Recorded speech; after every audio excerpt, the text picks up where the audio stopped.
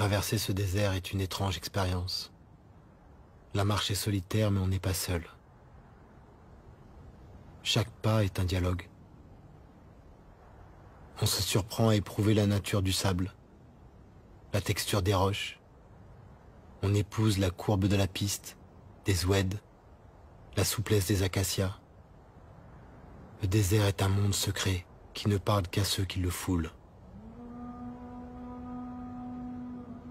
Le chèche est la seule solution contre la morsure du soleil et du vent de sable. Enrouler ce turban est un art. Sa couleur est un code.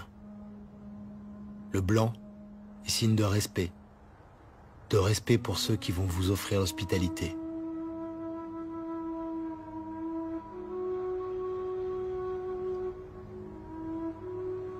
Ce que l'on sait, c'est que l'on boira 3 thés verts à la menthe et que l'on racontera la rumeur de la piste. Le premier de ces thés sera amer comme la mort, le second doux comme la vie et le dernier sucré comme l'amour.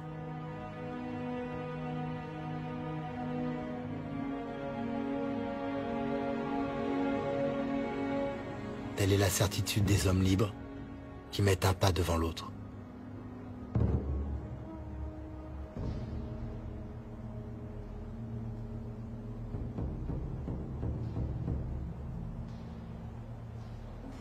Mes pas m'ont conduit dans le Tassili Nadjer, un plateau de grès à plus de 1000 mètres d'altitude, entièrement sculpté, tailladé.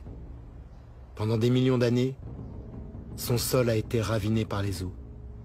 Puis, avec la sécheresse, ce fut au tour du vent d'user et de polir ses roches.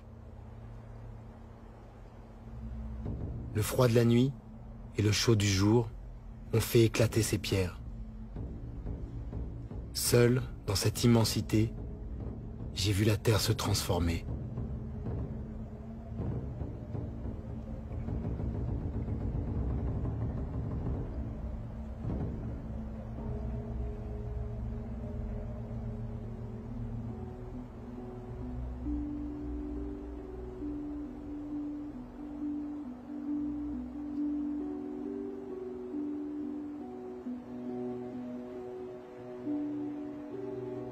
J'ai bu l'eau des Gueltas, pris soin de ne pas boire en même temps que les chèvres.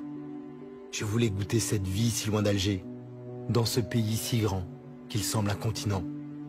En fait de chèvres, on croise de rares mouflons tant le relief est escarpé. À l'aube et au crépuscule, cet animal cherche l'eau et des plantes pour se nourrir. C'est près des Gueltas, ces réservoirs d'eau naturelle dans la roche, qu'il risque le plus d'être victime d'un homme. L'espèce est menacée et vit réfugiée dans ces régions.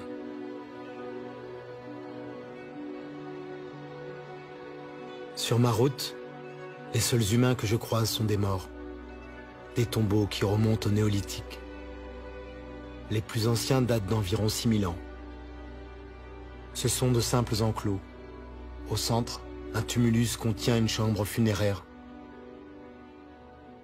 Seuls les hommes y sont enterrés, couchés sur le côté, la tête vers l'Orient.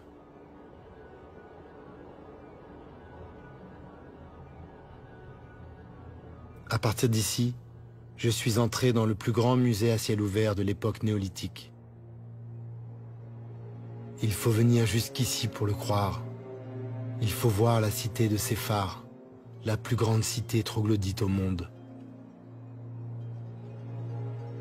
Une ville de pierre, avec ses façades immenses, ses avenues perpendiculaires, ses places, ses rues. Séphar est inscrit au patrimoine mondial de l'humanité depuis 1982. Mais ce n'est pas pour cette extraordinaire création du vent, c'est pour ce qui est caché ici.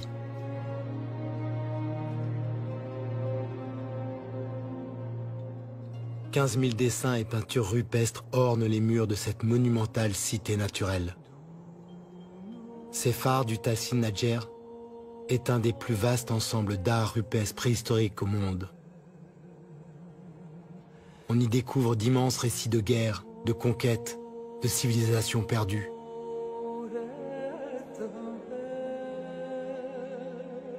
On découvre aussi combien ce désert n'a pas toujours été aride. C'était une savane, un monde peuplé de girafes, de buffles ou de rhinocéros. 15 000 œuvres qui racontent 6 000 ans de changement du climat, de migration de la faune et d'évolution de la vie humaine aux confins du Sahara, comme un grand livre du désert.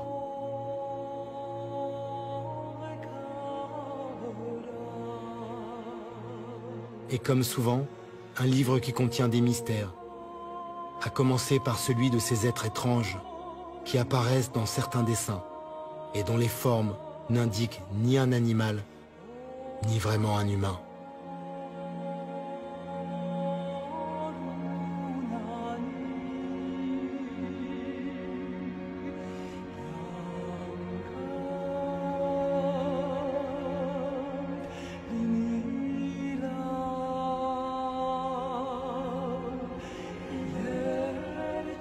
Rares sont les voyageurs qui s'aventurent au-delà de la cité de Séphar.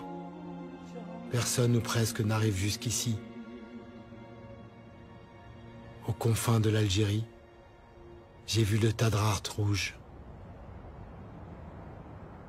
J'ai contemplé l'infinie beauté du monde pour m'en souvenir à jamais.